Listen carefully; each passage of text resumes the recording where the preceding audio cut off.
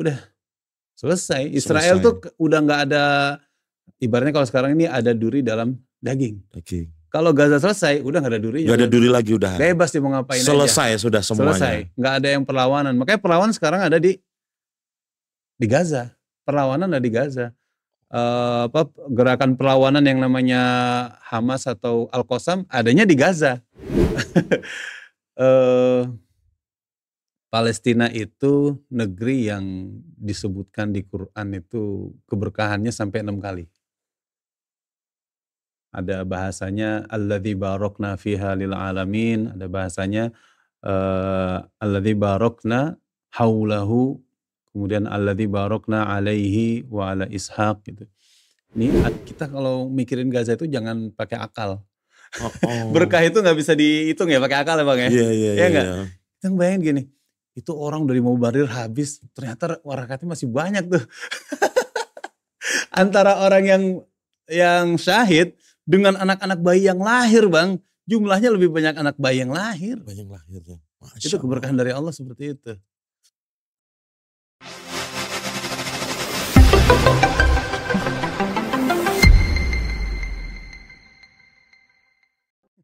Baik. Assalamualaikum warahmatullahi wabarakatuh. Waalaikumsalam warahmatullahi wabarakatuh. Masya Allah. Jadi pada episode kali ini kita ketemu lagi nih Tat, ya kan? Karena mungkin satu episode saja tidak cukup untuk menggambarkan edukasi tentang Palestina kan ya gitu. Gak cukup lah hanya sebatas sejarah, tapi nanti kita banyak ngobrol nih Tat gitu. Nah salah satu yang topik pembahasan di awal ini, saya tuh mau tanya-tanya Tat. Ini karena kaitannya dengan yang episode pertama yang Ustadz dan rekan-rekan dari komunitas apa namanya? AMSA itu. Terus setelah kegiatan itu saya ngelihat ada beberapa gerakan emak-emak nih. Iya, lanjutan kan? Itu. Jadi setelah kegiatan itu saya ngelihat kok secara rutin gitu kan. Saya secara rutin saya lihat di beberapa kelurahan. Yang pernah saya lihat itu di kelurahan Purwosari kalau nggak salah. Terus kemudian selesai di Purwosari selisih berapa minggu kemudian dilaksanakan di 21 ya. Yosomulyo. Nah itu. Nah pertanyaan saya gini, itu tuh emak-emak yang tergabung apakah di Hamsa itu atau di luar itu, terus kemudian mereka tuh ngapain gitu, ngadain apa gitu tapi mereka tuh bilang itu donasi ke Palestina. Donasi Palestina, iya. Monggo. Jadi alhamdulillah ada dampak positifnya ya dari kegiatan doa bersama di halaman Masjid Taqwa tanggal 5 November itu. Di antara dampaknya adalah ya masyarakat ini sudah mulai punya kesadaran apa ini harus saya perbuat ini untuk Palestina gitu. Nah termasuk inilah kaum emak-emak ini gitu. Kaum emak ya. Yang kita nggak prediksi gitu ya. Ternyata dari mama ini dia punya ide yaitu dengan bazar baju murah. Jadi mereka kumpulkan baju-baju dari masyarakat yang layak pakai. Ada juga nih Bang, toko yang menyumbangkan baju yang masih berlabel gitu. Udah terserah deh mau dijual berapa aja begitu. Iya.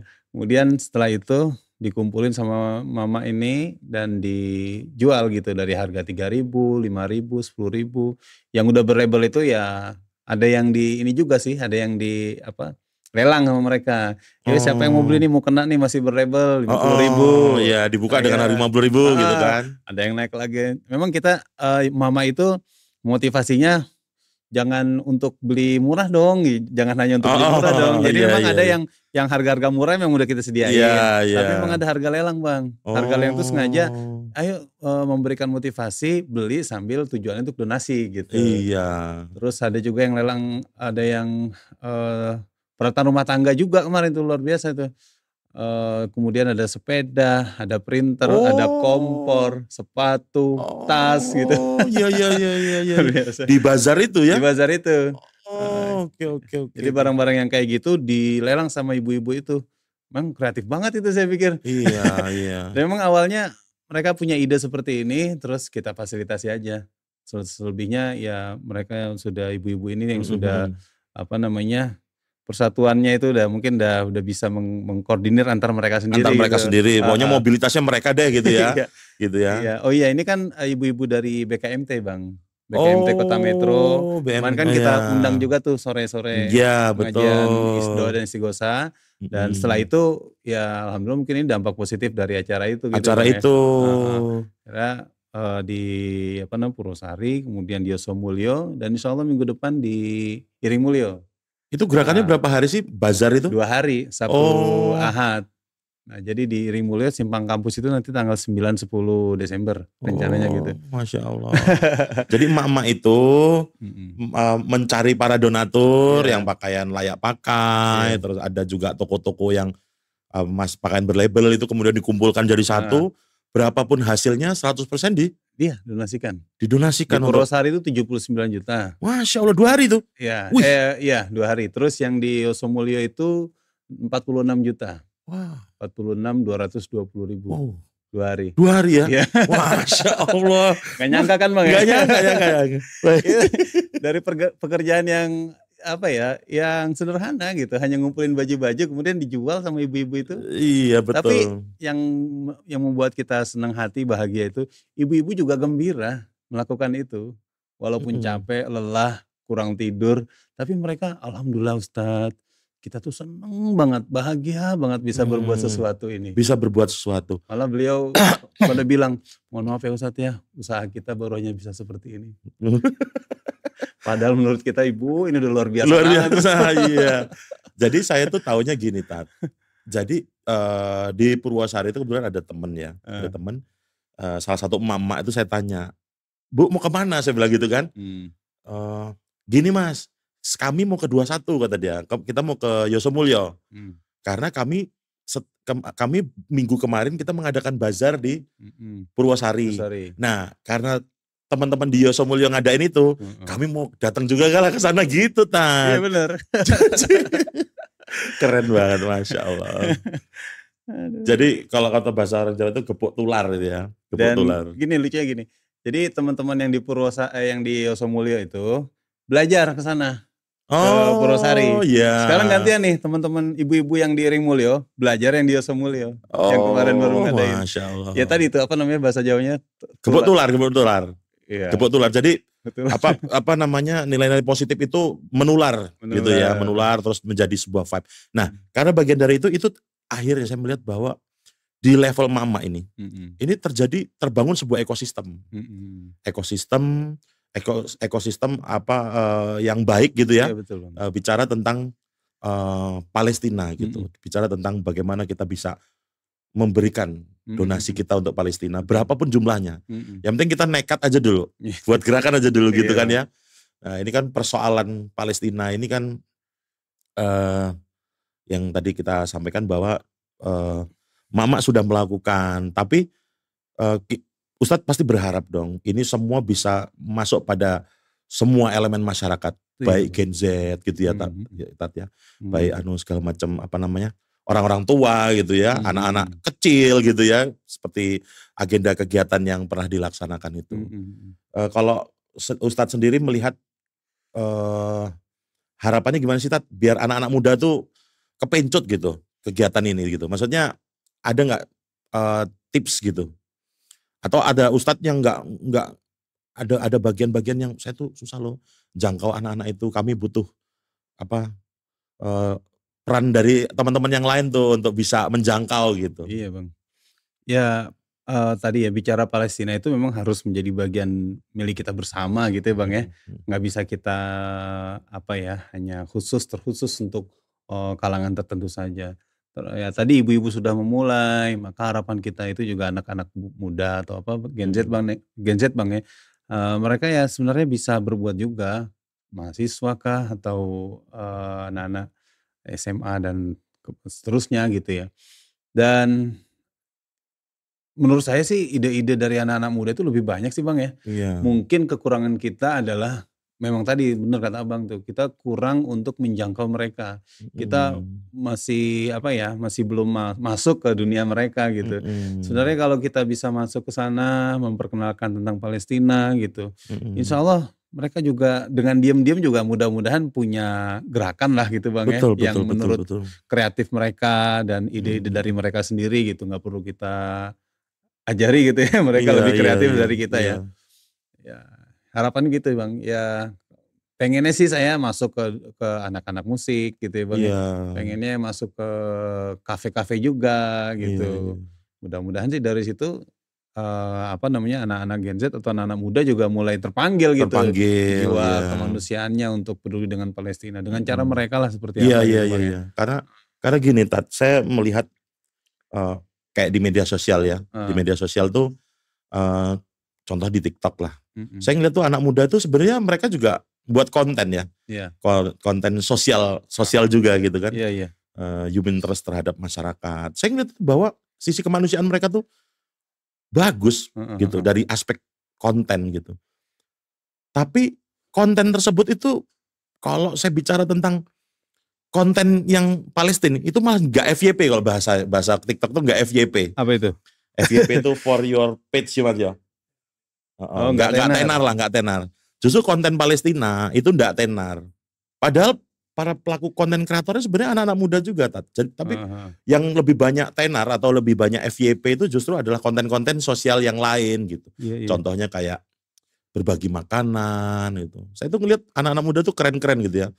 Nah, mhm, ini mungkin apa ya, mungkin ke depan gitu ya kita bisa menggandeng teman-teman konten kreator, mhm anak-anak Gen Z itu ya, konten kreator, para penggiat media sosial, mhm, selebgram khususnya di Kota Metro ini banyak sebenarnya. mhm, Itu yang belum, mungkin salah satunya mungkin ke depan kita mau mhm, agendain lah ya, kita buat strategi itu ya. iya.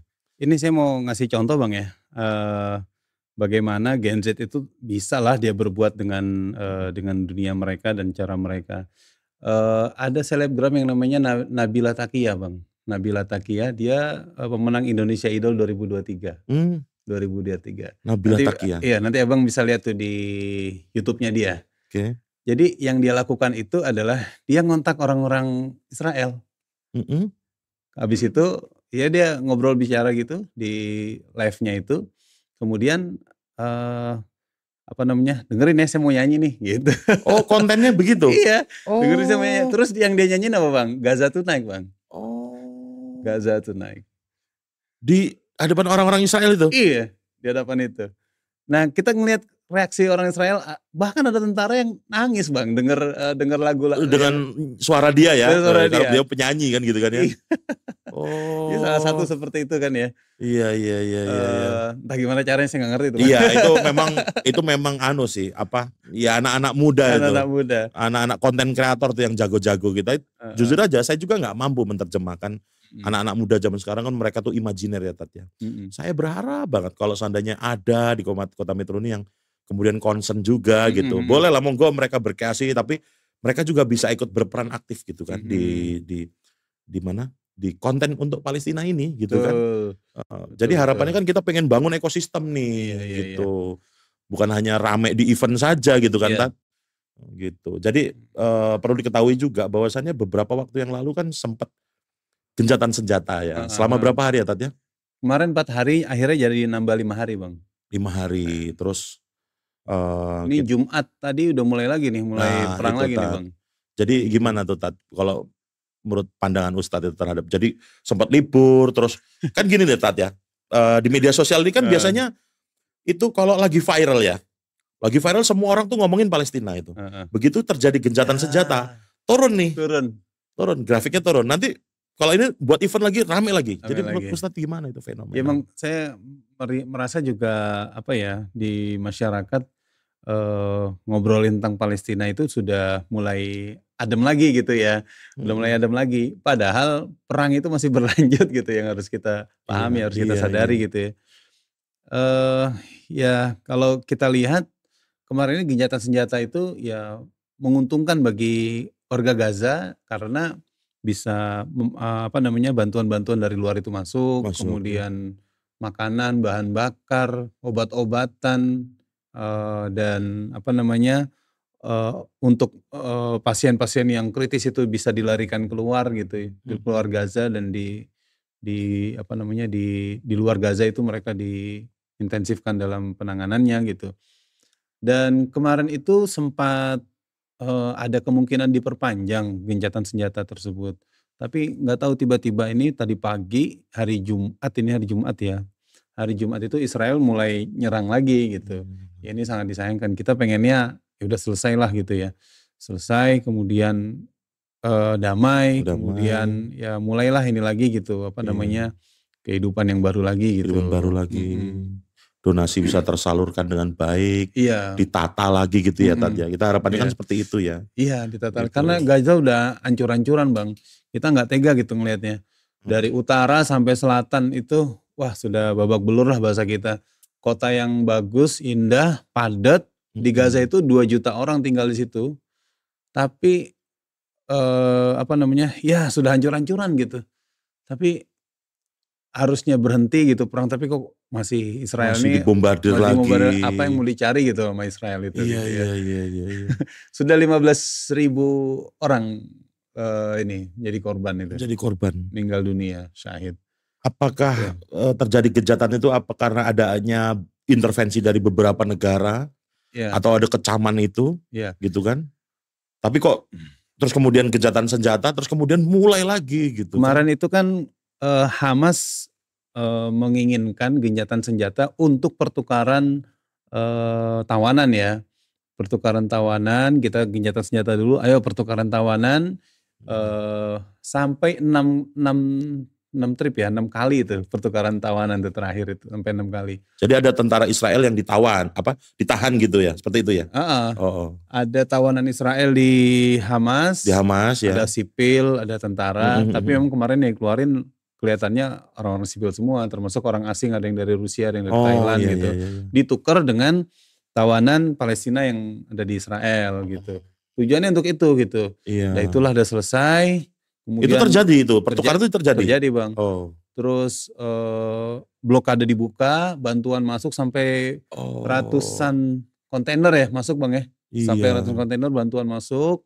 Ya pikir kita mudah-mudahan bisa lama lah nih gitu ya. Iya.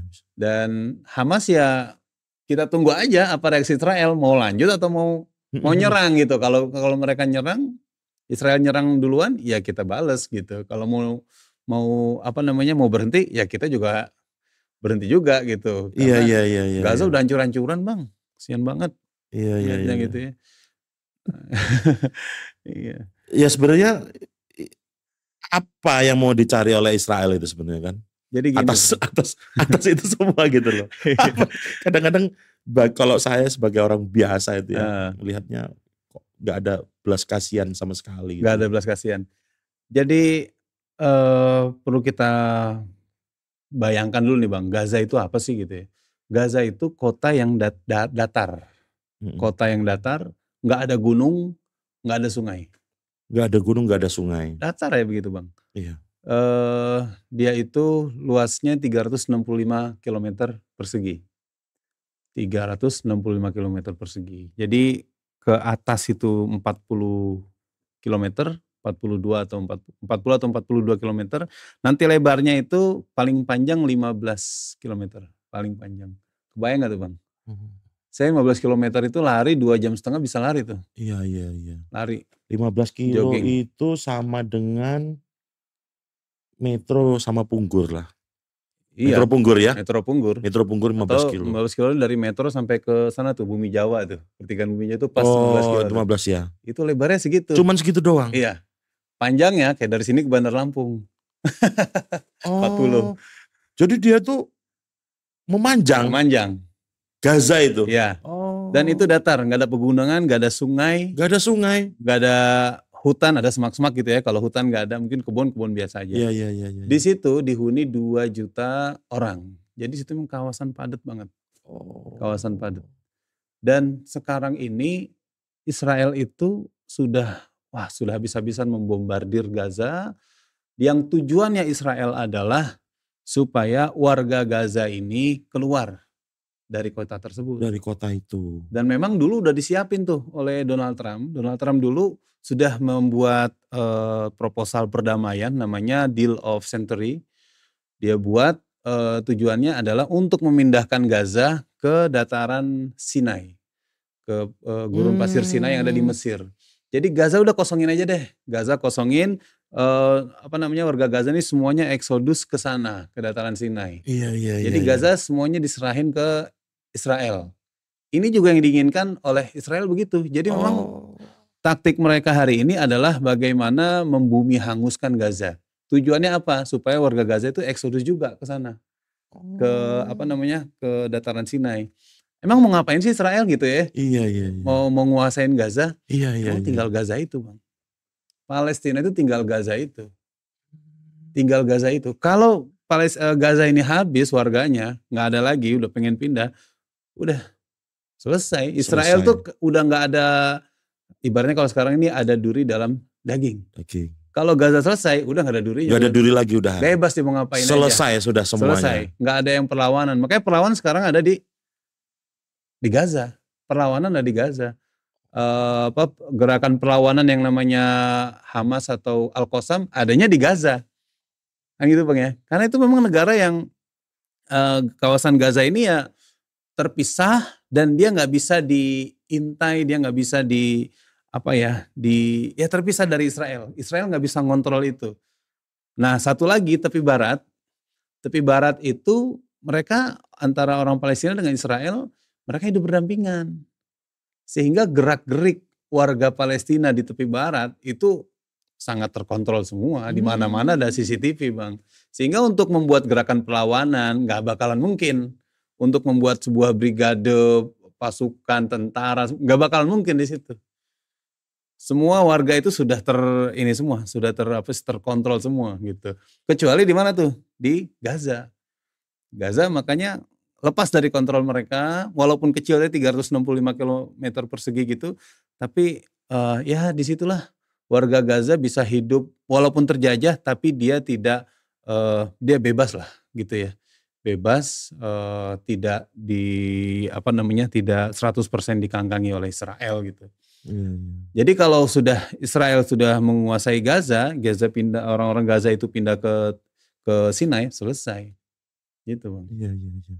Sementara Palestina ini adalah satu-satunya negara juga yang nggak punya bala tentara. Ya benar itu Bang, ini harus dipahamin. Nah, itu. Banyak orang-orang bertanya, emang mana sih tentara Palestina yang resmi? Nggak ada. Gimana mau buat tentara Palestina? Mata uangnya aja nggak punya.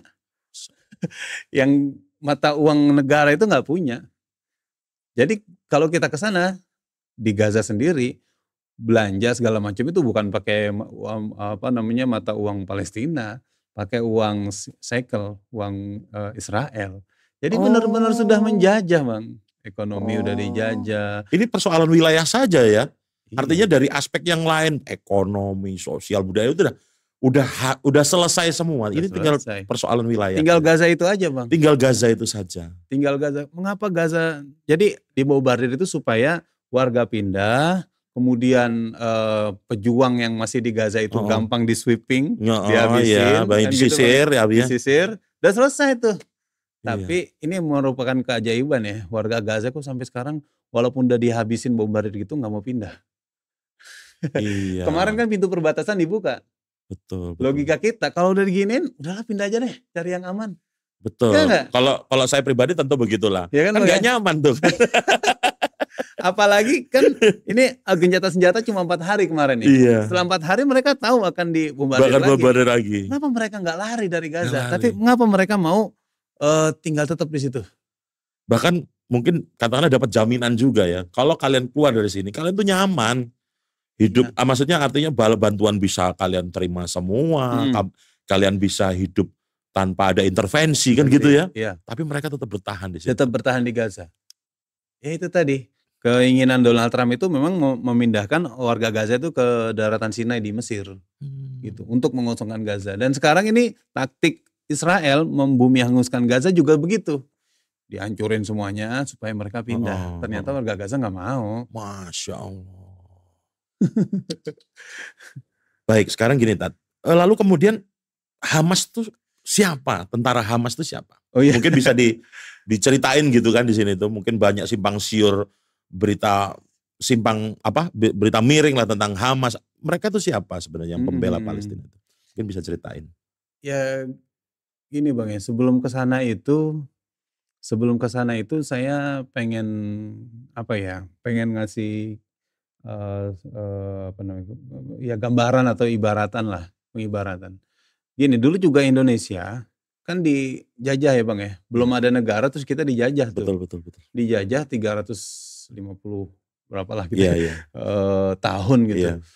Nah di saat itu, masa kita mau apa namanya, bukan apa ya, mau membela diri, mau memperjuangkan tanah air kita, harus nunggu Iya. adanya negara, Adanya sebuah regulasi, aturan, sistem pertahanan nggak mungkin. Nggak mungkin. Nggak mungkin. Jadi apa yang bisa kita lawan dengan cara apa, ya itu kita pakai. Oh. Kan gitu Bang ya.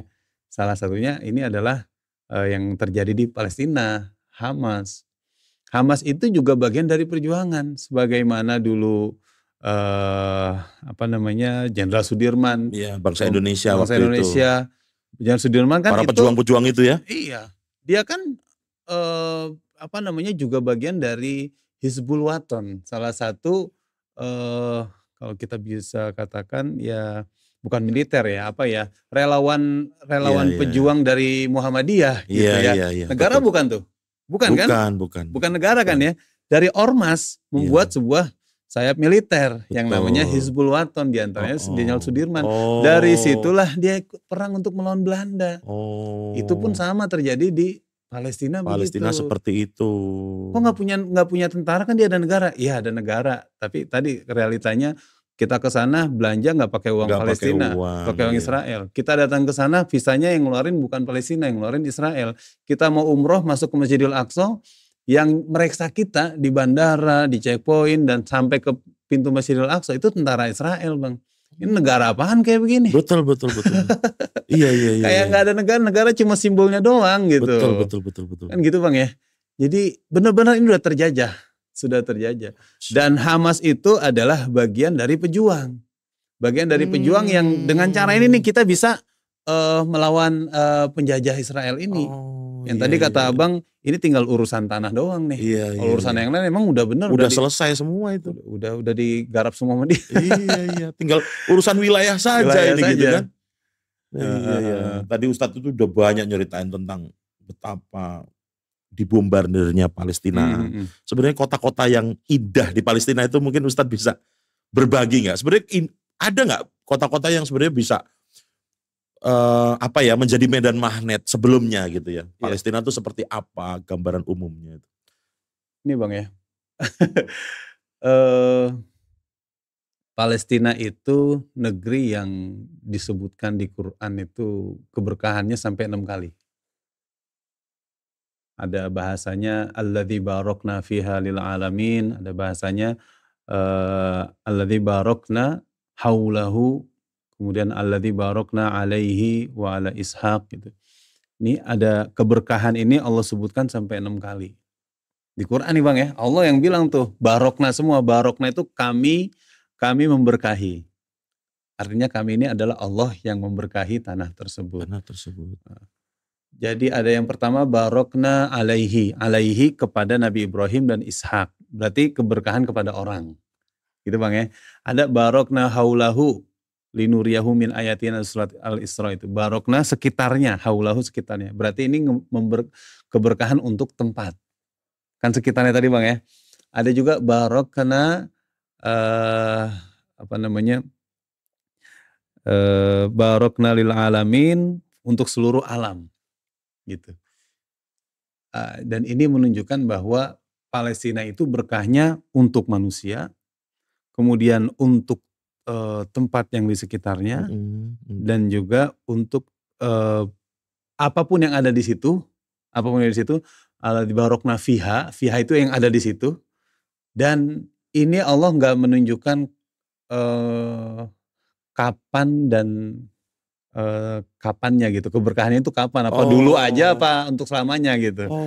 Jadi Allah nggak membatasi keberkahan tersebut. Jadi keberkahan tersebut di Quran 6 kali disebutin, meliputi keberkahan untuk orang, meliputi keberkahan untuk tanah sekitarnya, dan meliputi keberkahan untuk apa yang ada di atasnya. Jadi kalau kita ke sana Bang ya, kaget Bang. ngelihat betapa tanahnya itu sangat subur. Tapi sekali lagi, keberkahan itu bukan hanya apa yang ada di atasnya. Orang-orangnya juga diberkahi. Apa itu? Banyak para nabi tinggal dan berdakwah di sana dan meninggal di sana. Kemudian keberkahan apa lagi tuh? Keberkahan sekitarnya. Haulahu, sekitarnya. Jadi Allah tidak pelit ini untuk memberikan keberkahan. Ada Baitul Maqdis, Masjidil Aqsa.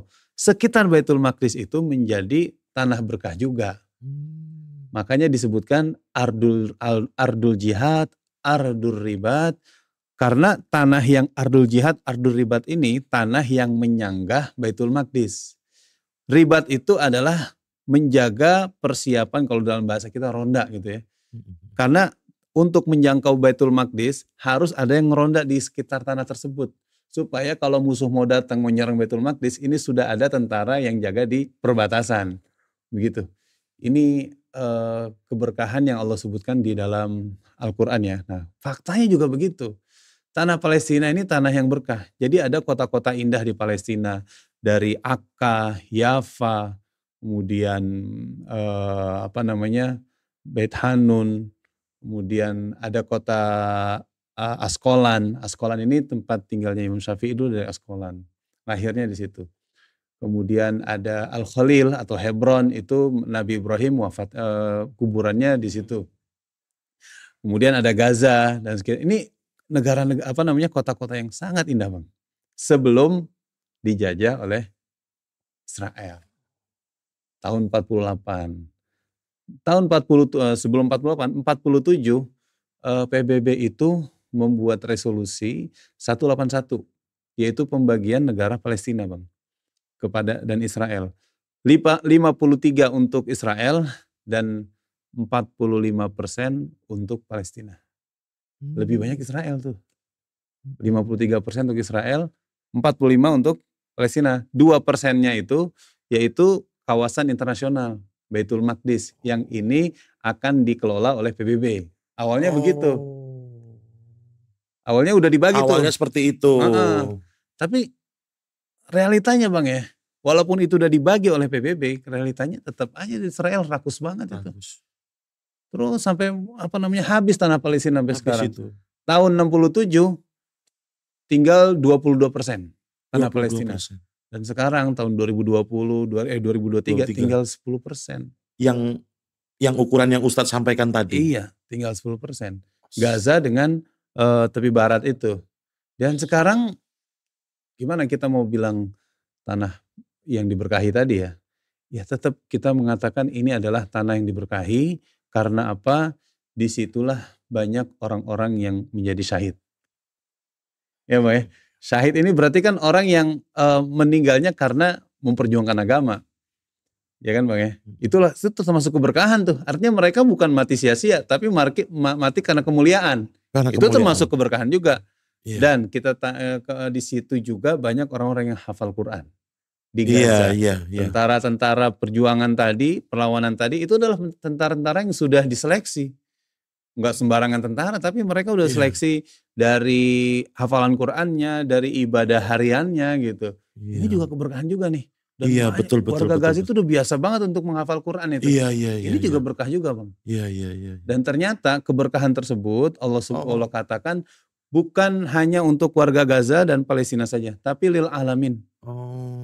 Artinya kita juga bisa kecipratan keberkahannya tuh. Dengan cara apa? Kita ini harus menjadi bagian dari perjuangan mereka. Perjuangan Palestina.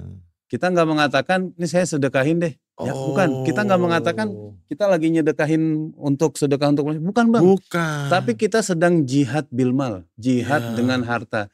Kita ini sedang menjadi bagian dari perjuangan kemerdekaan rakyat Palestina.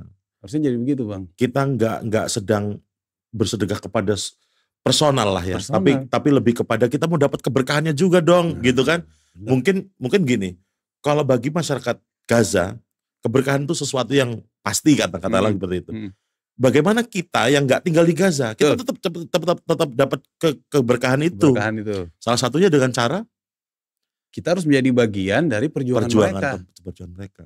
Gitu. Kita kecipratan keberkahannya. Iya.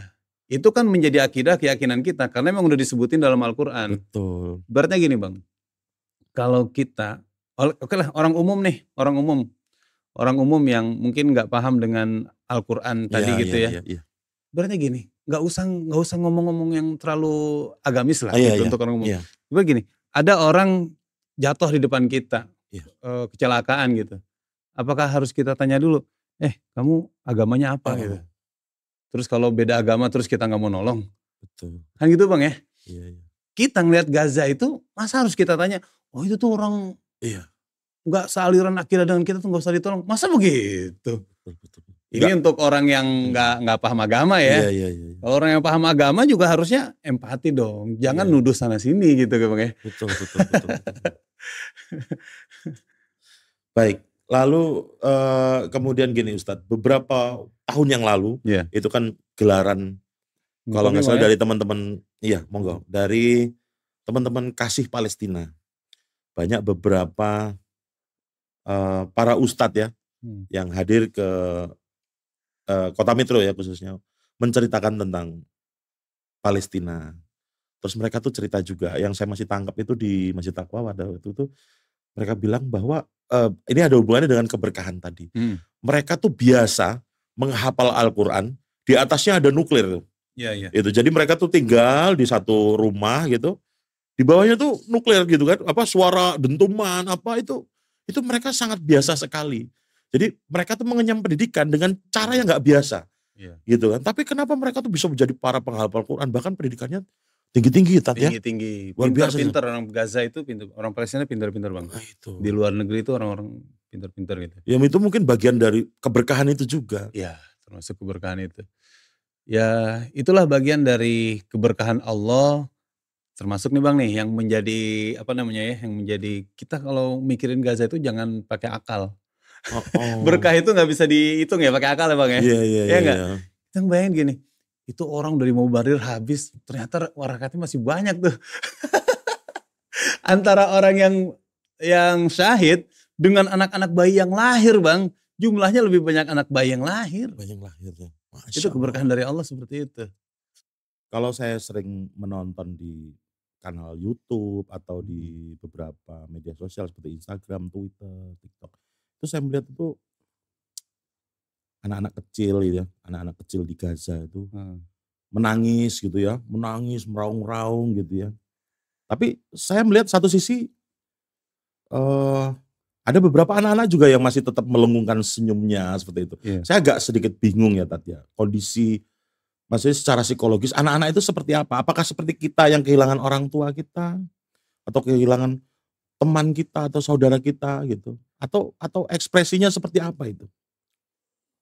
Ya kita bisa memahami ya bagaimana kesedihan pun ya pasti ada. Pasti ada, manusiawi. Kehilangan orang tua, terus mungkin anggota keluarga dia juga, kakak adiknya, atau rumah dia dihancurkan, ya pasti sedih gitu. Pasti sedih.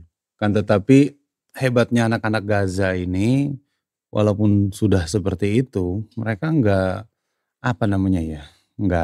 jatuh mental lah gitu ya. Jatuh mental kemudian udah kita lari aja deh dari Gaza, lebih baik keluar menyelamatkan diri gitu. Tidak, justru mereka itu tetap ya anak-anak kecil tuh sudah dilatih, sudah dididik untuk dengan lingkungan perjuangan gitu, untuk circle-nya tuh seperti itu. Memang yang ada di hati mereka itu adalah ini Gaza tanah gue. Gue dan harus gue pertahankan. Seperti halnya orang tua saya mempertahankan. Iya. Jadi nggak ada kata lain, pokoknya saya harus memperjuangkan tanah ini, nggak mau keluar, dan bagaimana saya bagian dari perjuangan itu. Jadi saya bisa mungkin ini penafsiran saya ya. Orang anak-anak di sana itu nangis juga bukan karena bukan karena dia sedih, dia nggak bisa main game kayak anak-anak kita gitu. Dilarang main HP sama orang tuanya nangis, nggak dikasih uang ngamuk. Atau nggak ada waktu untuk bermain lagi gara-gara tempatnya dihancurkan gitu ya. Iya, tapi mereka itu nangis itu, saya bisa merasakan bagaimana mereka nangis itu karena apa ya. Karena sebenarnya pengen menjadi bagian dari perjuangan, bagian dari bisa dikatakan bagian dari pejuang katakan Hamas atau Al-Qassam gitu ya. karena nggak bisa bagian dari tersebut, mereka ya sedih gitu. Yang mereka inginkan itu bagaimana nih saya bisa melawan gitu ya, ikut menjadi bagian dari perlawanan untuk menantang penjajahan Israel ini gitu. Pengen Bang mereka tuh untuk ikut gabung dalam perjuangan tersebut. Dalam perjuangan itu. Makanya udah peperangan seperti ini pun kita nggak mendengar adanya penduduk Gaza itu yang mengecam perjuangan, nggak ada. Justru ketika pejuang itu muncul, luar biasa mereka tuh begitu bangganya dengan perjuangan tersebut. Jadi kemarin ketika ketika gencatan senjata itu konvoi itu Hamas dan Al-Qassam itu dan betapa riuhnya warga itu. Karena bangga menjadi bagian dari Al-Qassam itu bangga buat mereka itu. Dan mereka berbondong-bondong bagaimana menjadi bagian dari tentara perlawanan ini. Karena memang circle-nya seperti itu ya. Circle-nya seperti itu artinya tentara Gaza atau tentara Al-Qassam itu adalah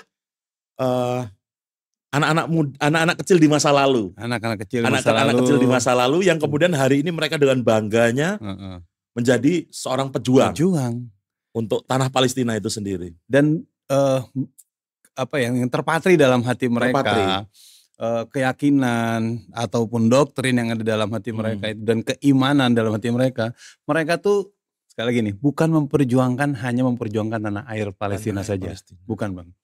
Tapi yang menjadi motivasi mereka adalah ingin memperjuangkan kesucian Masjidil Aqsa. Itu yang menjadi cita-cita besar mereka itu Bang. Sementara semua anak-anak itu apakah semua berkesempatan untuk menjadi tentara Al-Qassam? Ya tentu tidak semudah itu. Tidak semudah itu. Ada informasi yang saya dapatkan gitu ya. Dan informasi umum gini ya. Jadi tentara Al-Qassam itu hanya berjumlah 35.000. Dan kemarin tanggal 7 Oktober ketika penyerangan pertama kan yang mulai nih kita nih dari Al-Qassam ya, dari Hamas itu hanya diturunkan 1.000 orang, 1.000 personil. Yang penyerangan pertama namanya Gilaf Gaza. Gilaf Gaza itu adalah provinsi Israel yang berhampiran dengan Gaza. Itu yang terjun ke sana 1.000 orang. Habis sholat subuh, habis subuh gitu. Habis subuh dan mampu menyandra sampai 6 berapa orang gitu ya, sampai 6.000 orang itu kacar-kacir waktu itu tuh. Kalang kabut.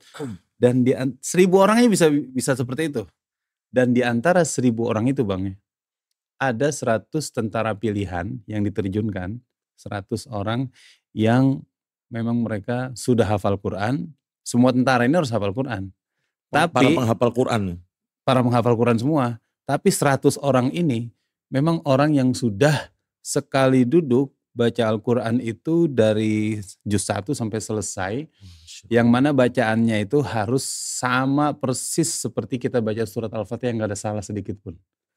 Itu pasukan khususnya yang 100 orang yang diturun itu. Seperti itu tuh. Kriterianya. Ini maaf ya Tat ya. Kalau saya ya, saya sebagai manusia yang sangat biasa. Kalau sumpama ini sumpama saja. Kalau hari ini katakanlah kita dituntut untuk berjuang gitu sebagai warga sipil biasa. Langkah pertama yang harus saya lakukan adalah saya melarikan diri. Tapi warga Gaza justru pengen jadi pejuang. Kebalikannya justru. Justru mereka tuh pengen, ya itu dari bagian dari perjuangan Palestina itu. Bangga memperjuangkan kesucian Masjidil Aqsa dan ya mereka ingin betul-betul mati syahid di situ. Mati dalam keadaan mulia. Justru terbalik gitu ya, mindset itu terbalik justru ya. Terbalik, inilah yang harus kita ambil contoh ya. Contoh bagaimana kita mendidik anak tuh, bagaimana orang-orang Gaza mendidik anak seperti itu. Harusnya begitu. Banyak harus kita ambil pelajaran dari Palestina nih. Gitu ya. Bagaimana anak kita itu nangis bukan karena mainan, tapi nangis karena mungkin dia gak bisa hafal Quran. Betul. Gitu Bang ya. Betul. Mungkin dia nggak terlambat sholat gitu, nangis seperti itu. Iya, itulah mereka gitu ya. Itulah mereka. Di sana tuh seperti itu ya. Allah. Dan itu bentuk dari keberkahan Allah. Keberkahan yang disampaikan di dalam Al-Quran tersebut ya. Karena keberkahan tadi saya singgung ya, ada keberkahan untuk orang. Keberkahan untuk orangnya seperti itu. Muncullah generasi-generasi yang hebat. Ya. Seperti itu di Gaza itu. Baik, tadi Ustadz di awal tadi udah sampaikan tentang yang awalnya berapa 54%, ada 2%. Ya. Terus wilayah di Palestina itu terus kemudian berkurang tuh. Sampai akhirnya sekarang menjadi 10%. Nah, yang Ustadz sampaikan di awal tadi yang berbagi 50-50 tadi yang mana tuh? Iya, Bang. Ini kan negara Palestina. Ini sebelum penjajahan. Sebelum penjajahan. Artinya sebelum Yahudi datang. Yahudi datang itu setelah ada namanya kesepakatan Balfour ya. Pada tahun 1916. Itu kesepakatan Balfour. Inggris membuka pintu. Balfour ini orang Inggris nih. Membuka pintu untuk orang-orang Yahudi yang ada di Eropa, di Afrika, di Asia untuk bisa datang kemari. Bisa datang ke situ. Atas kunci yang dibuka oleh Inggris. Karena Inggris waktu itu yang memenangi Perang Dunia Pertama dan dia menguasai kawasan ini. Udahlah Yahudi tuh saya kasih gitu untuk masuk ke sana. Mulailah orang-orang Yahudi itu ya jadi keluarga-keluarga yang tinggal di sekitar sini. Iya. Dulunya ini orang Arab Palestina semua. Orang Arab Palestina. Gitu, pendatang itu berarti di pinggir-pinggiran lah. Di pinggir-pinggiran. Gitu Bang ya. Baik. Setelah itu mereka ini banyak datang kemari, khususnya ketika dibantai oleh Nazi itu. Tahun 42 ya, 1942. Banyak migrasi kemari dari Jerman itu. Lari kemari. Semakin banyaklah komunitas mereka. Tiba-tiba tahun 1947 PBB itu membuat keputusan sepihak. Ini kemarin nih tanggal 29 November 1947. Maka 29 November dijadikan Hari Solidaritas Palestina. Di tanggal tersebut PBB membagi dua ini kawasan. Mana tuh yang bagian mana tuh yang? Terpecah Bang. Jadi sini, kemudian sampai sini. Gini ya, gini. Ini untuk Arab Palestina yang besarnya itu 45%. Lebihnya dari atas sampai selatan sini itu diambil oleh Israel. Israel yang 53%. 53%. Dan di sini Baitul Maqdis ini 2% ini kawasan internasional yang mau dipegang oleh PBB, diurus oleh PBB. Kalau kita merujuk kepada itu saja ya Bang ya, mau konsisten aja dengan apa yang dibagi oleh PBB, oke lah kita ngalah dulu, gitu ya. Bagi hak orang Palestina 43%-nya itu, ya nggak Bang? Enggak 45%-nya bagi hak sekarang untuk Palestina gitu. Tapi kan sekarang enggak. Israel itu begitu rakusnya, udah dikasih PBB 53%, sekarang Palestina udah tinggal 10%. 10% itu adalah Gaza di sini Bang ya. Dan di sekitar sini Hebron, kemudian ya sekitar sini yang memanjang tadi. Di sini memanjang di sini nih. Ini Gaza dan di sini tepi barat kita sebut ya, West Bank ya. Itu jumlahnya 10%. Tinggal itu saja. Kalau kita mau merujuk kepada kesepakatan PBB tadi nomor 181 tahun 47, ya harusnya tanah Palestina itu ada 45%. Tapi sekarang siapa yang memperjuangkan 45% tersebut? Dunia semua diam. Ketika Israel sejengkal dia memperluas kawasannya, dan itu kan artinya melanggar PBB, perjanjian PBB. Tapi semua dunia diam. Gak ada satupun negara yang mendukung kemerdekaan Palestina isinya di PBB itu. Kalau mau konsisten itu harusnya demi 181 tahun 47 kami konsisten dan mendukung sebuah berdiri negara Palestina. Kembali lagi ke aturan itu gitu ya. Aturan itu sudah 76 tahun loh Bang. Sampai sekarang kenapa gitu? Gak dibuat, gak dijadikan sebuah negara yang terpisah dan mandiri. Tadi saya katakan di sini emang ada negara kan Palestina ya Bang ya. Iya. Tapi negara yang masih dikangkangi oleh Israel. Gitu. Itulah. Palestina nih. Baik Tat, ini pertanyaan pamungkas saja nih. Iya. Palestina terus-menerus dibombardir. Ya. Terus-menerus dibombardir. Tapi kita melihat bahwa warga Gaza itu masih sangat dengan penuh semangat. Bahkan masyarakat warganya sendiri saja jumlahnya mungkin tidak banyak lagi kan. Banyak yang sudah meninggal ya, banyak yang syahid. Apa tipsnya yang membuat akhirnya mereka itu tetap gimana ya? Ya gini. Saya meyakini bahwa warga Palestina berharap bantuan. Betul. Tapi mereka juga yakin bahwa tanpa bantuan kalian pun kami tetap bertahan di sini. Benar Bang, gitu. Itu benar. Tidak ada bantuan, ada yang menolong, ada yang menolong, tetap mereka akan di situ. Betul itu Bang. Jadi gini, sama dengan halnya kita mau bantu Palestina ataupun enggak kita bantu Palestina itu, tetap Palestina nanti sudah dijanjikan Allah untuk merdeka. Tinggal kita mau ngambil bagian apa enggak. Kan itu Bang ya. Maka kita ngelihat Palestina itu jangan ngelihat dari apa ya, kayak orang komentator aja. Orang kalau komentator kan hanya harusnya tuh warga sipilnya dipisahin dulu kalau biar enggak jadi korban warga sipil kan gitu ya. Iya. Pokoknya pakai logika aja lah. Pakai logika aja, gitu kan. Iya. Harusnya tuh atau komentar yang miring-miring, apa yang mendiskreditkan, yang menyudutkan. Wah ini ada si A-nya tuh, gitu kan. Ini ditolong sama ini si A dan si A. Itu nggak bener tuh, itu bukan Ahlussunnah wal Jamaah. Kita nggak wajib nolong tuh. Gak wajib menolong. Ya, karena ditolong kan sama si A gitu kan. Sama si A gitu. Sekali lagi Bang ya, tadi saya udah kasih ibarat ya. Kalau misalkan ada orang kecelakaan, gempa bumi lah ya, gempa bumi. Apakah kita menerima bantuan itu? Ini dari mana nih? Kita pilah-pilah dulu. Kita pilah-pilah. Enggak, orang mau nolongin silahkan nolong aja. Kan gitu Bang ya. Ada orang jatuh kita tolong, apakah kita tanya dulu, lu agamanya apa lu gitu? Lu partainya apa lu? Kita tanya kan ya. Kita tolong itu demi kemanusiaan. Betul. Nggak usah komentar harus begini dan begitu. Sekarang Palestina itu seperti itu dan ya silakan tolong. Nah sekarang tadi ya Bang, kita kembali kepada pertanyaan itu. Tipsnya apa sih? Saya hanya ngelihat bahwa warga Palestina benar-benar memahami kebarokahan Masjidil Aqsa. Hanya memahami itu. Jadi Bang ya, Palestina itu sudah dijajah 75 tahun. Mereka itu sekarang ini ada 9.000 tawanan di penjara Israel. 9.000 tawanan. Kemudian selama 75 tahun negara mereka itu diisolasi. Tadi saya gambarin juga di awal ya, ada negara Palestina di tepi barat, tapi kehidupannya mereka itu dikontrol habis oleh Israel. Mata uang, kemudian air, listrik, semua dikendali mereka tuh. Tentara, keamanan semua kendali mereka.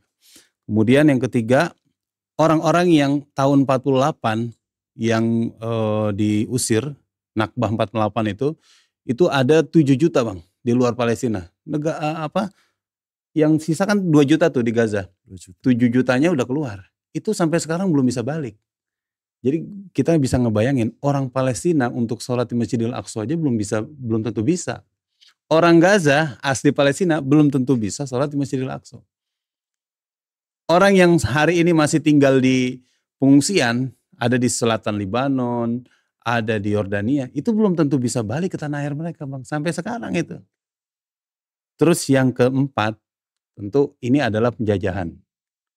Tadi kita udah panjang lebar tuh, ini penjajahan, pokoknya gak ada kata lain kecuali penjajahan. Dan Palestina ingin kemerdekaan. Kan gitu Bang ya. Logikanya begitu nih. Mengapa sih kalau kalau kita tadi orang-orang warga Palestina kok begitu kokohnya? Iya. Mungkin anggapan kita, mereka ingin memperjuangkan kemerdekaan. Betul. Mereka ini pengen supaya orang-orang yang di luar itu bisa balik ke tanah airnya. Betul. Mereka ini pengen supaya tawanan mereka tuh dibebasin. Mereka ini pengen supaya negara mereka nggak diblokade lagi. Ternyata bukan itu Bang. Alasan mereka kokoh menjadi pejuang Palestina.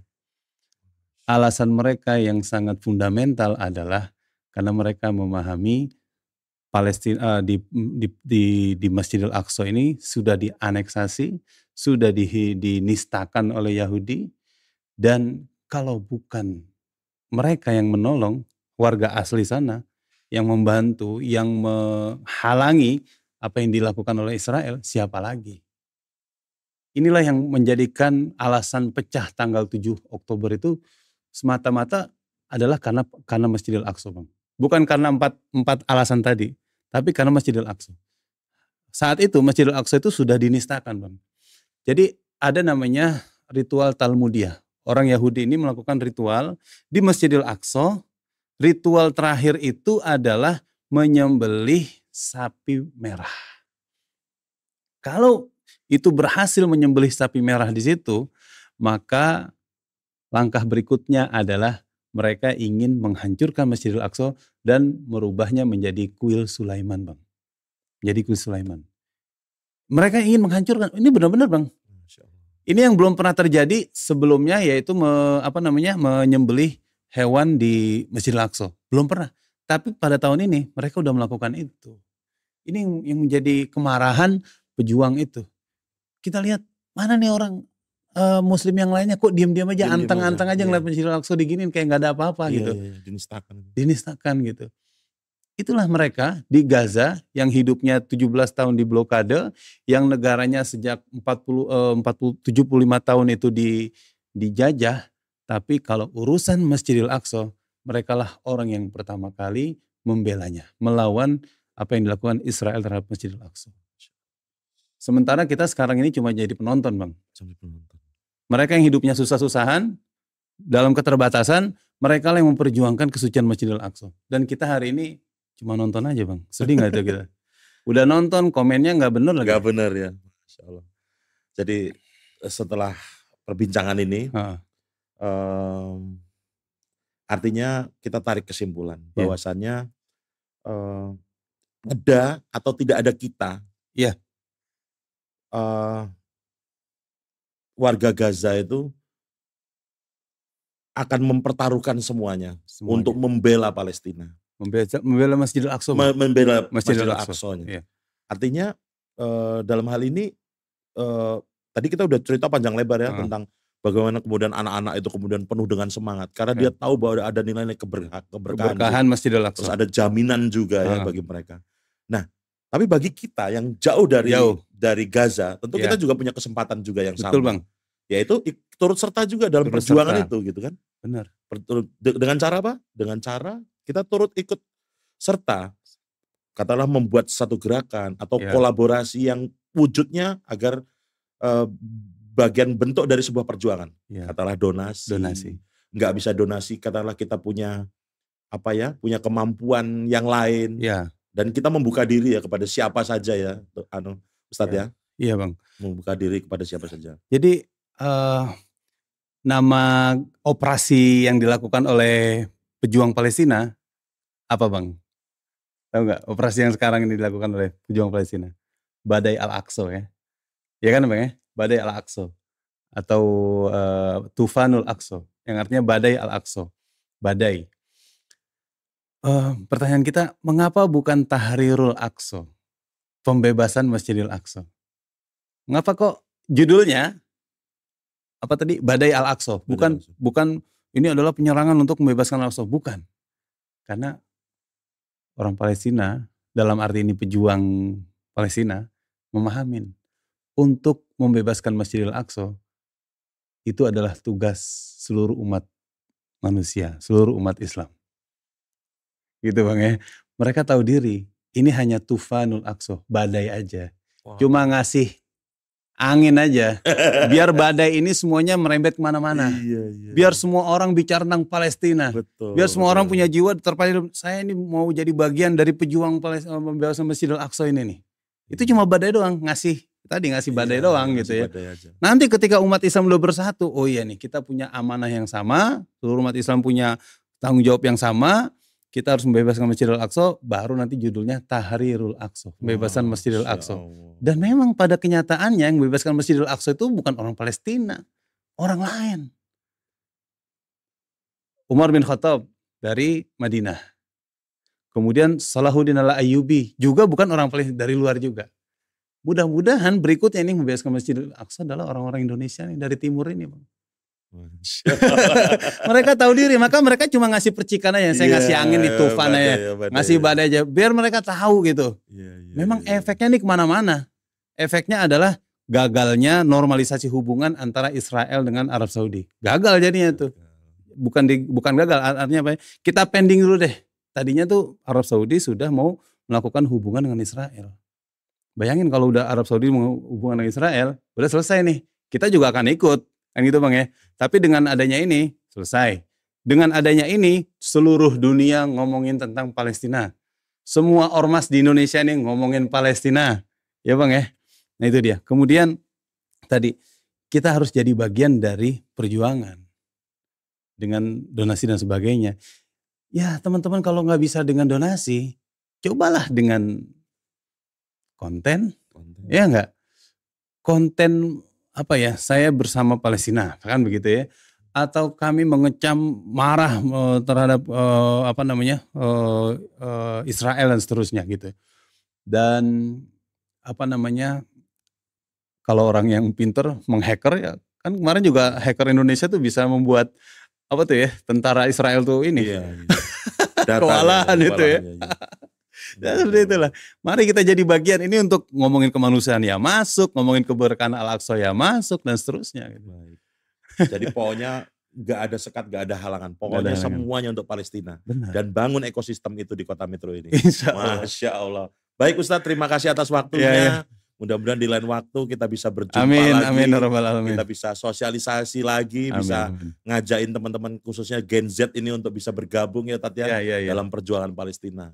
Ya Allah, mudah-mudahan. Baik, wassalamualaikum warahmatullahi wabarakatuh. Waalaikumsalam warahmatullahi wabarakatuh.